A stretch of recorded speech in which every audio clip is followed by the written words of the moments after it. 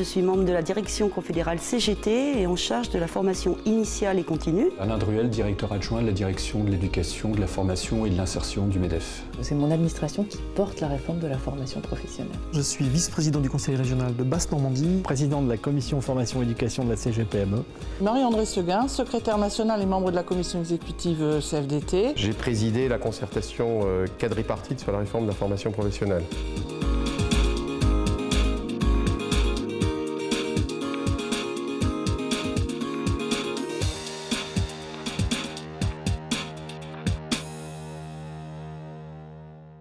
Les conséquences pour l'entreprise sont pour nous majeures. En réalité, ce que nous avons cherché à faire, c'est davantage préciser la façon dont la formation se met en œuvre dans l'entreprise et pourquoi elle se met en œuvre, et du même coup s'écarter de ce qui était une caractéristique majeure du système français, parfois résumée sous la formule l'obligation de payer, c'est-à-dire un prisme essentiellement financier. On sort de cette obligation fiscale pour le plan de formation, on la renvoie à la responsabilité sociale de l'entreprise. L'ambition de cette loi, c'est d'apporter plus de simplification dans les entreprises. Et c'est surtout de reconnaître la formation comme un vecteur pour nourrir les compétences des salariés. Donc on reconnaît la formation comme un investissement. En termes de cotisation, il n'y aura plus qu'une seule cotisation et un seul organisme en charge du recouvrement au travers des organismes paritaires collecteurs agréés, des OPCA, qui vont recouvrer donc cette cotisation, alors qu'aujourd'hui il y a des cotisations multiples et des versements à plusieurs organismes collecteurs. Ça entraîne aussi, je pense, une responsabilité accrue des employeurs par l'obligation d'entretien tous les 2 ans, avec un point fort tous les 6 ans, pour pouvoir justement faire un état de situation, permettre aux salariés d'exprimer aussi leurs besoins en compétences, peut-être aussi les informer sur les nouveaux droits, les possibilités de formation.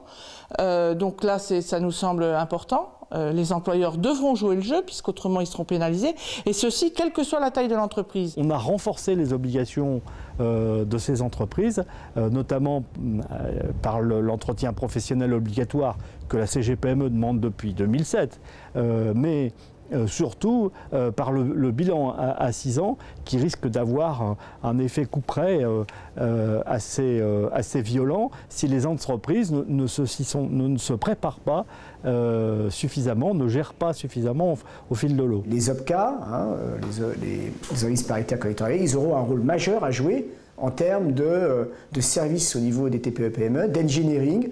Comment je vais aider l'entreprise à construire son plan de formation? Comment je vais l'aider, grâce aussi au conseil en évolution professionnelle, mais comment je vais l'aider à construire un entretien professionnel? Comment je vais l'aider à regarder son territoire? Ça, c'est pour nous le rôle des OPCA. L'absence de droit collectif, de garantie collective accompagnant un droit individuel. Nous, on pense que pour être efficace, notamment au sein de l'entreprise, il faut faire en sorte que les représentants des salariés puissent négocier le plan de formation de l'entreprise, de façon à pouvoir participer aux priorités que l'entreprise doit se donner pour justement se développer, garantir l'emploi, permettre aux salariés de se reconvertir, permettre aux salariés d'évoluer aussi et de gagner en qualification et de changer de passe au cours de leur carrière.